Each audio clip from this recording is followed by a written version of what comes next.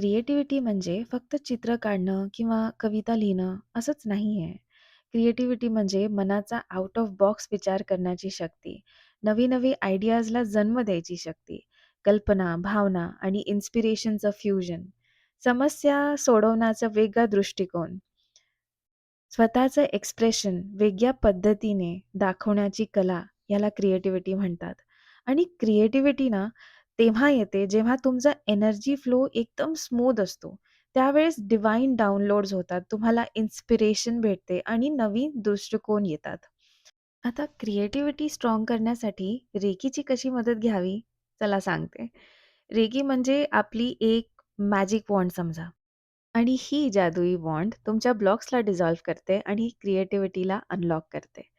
जसं की क्राउन चक्रा. जर तुम्ही क्राउन चक्राला रेकी दिलं, की तुम्ही डिव्हाइन सोर्सशी ऑटोमॅटिकली कनेक्ट होतात. तुम्हाला कॉस्मिक आयडियाज येतात. तुम्ही आपल्या हायर कॉन्शियसशी कनेक्ट होता. एकदम क्लिअर शब्दात सांगायचं म्हणजे तुम्ही युनिव्हर्सच्या वायफायला प्लग इन करता आहे.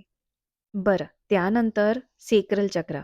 सेक्रल चक्रा ही क्रिएटिव्हिटीची जन्मभूमी आहे.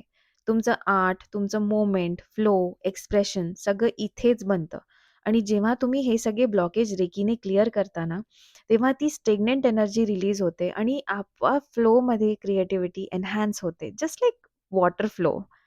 त्यानंतर तुमचा हार्ट चक्रा. कारण हार्ट चक्रा ना पॅशनचा पॉवर हाऊस आहे. फक्त आयडिया डोक्यात ठेवून नाही होत. आपल्याला मन लावावं लागतं. जेव्हा आपण हार्ट चक्राला रेकी देतो ना, तेव्हा फिअर, सेल्फ डाऊट आणि मी छान करू शकते का? असे विचार सगळे डिसॉल्व्ह होतात. बेसिकली तुम्हाला तुमच्याच आयडियावर इतकं प्रेम होतं आणि तुम्ही पूर्ण बिलीव्हनी, सेल्फ कॉन्फिडन्सनी तुम्ही त्याला एक्सप्रेस करू शकता फिअरलेसली. लास्टली थर्ड आय चक्रा.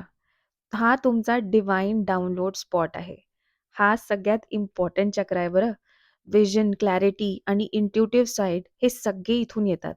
रेखी इथून देऊन तुम्ही इमॅजिनेशनला डिव्हाइन कनेक्शनशी जोडता. जिथे युनिव्हर्स तुम्हाला सांगतो तो युनिक आयडिया जो तुम्हाला डाउनलोड होतो ना, तुम्ही फक्त कल्पना नाही करत, तुम्ही चॅनल करता. रेकी एक अशी शांत जादू आहे. तुमच्या हातातून, श्वासातून, आत्म्यातून वाहणारी. दिसत नाही, पण खोलवर जाणवते. ती त्या गोष्टीही बऱ्या करते, ज्या तुम्ही बोलत नाही. ते अडथळे साफ करते, जे तुम्ही पाहत नाही आणि जागं करते त्या शक्तीला, जी तुमच्यात जन्मतःच होती.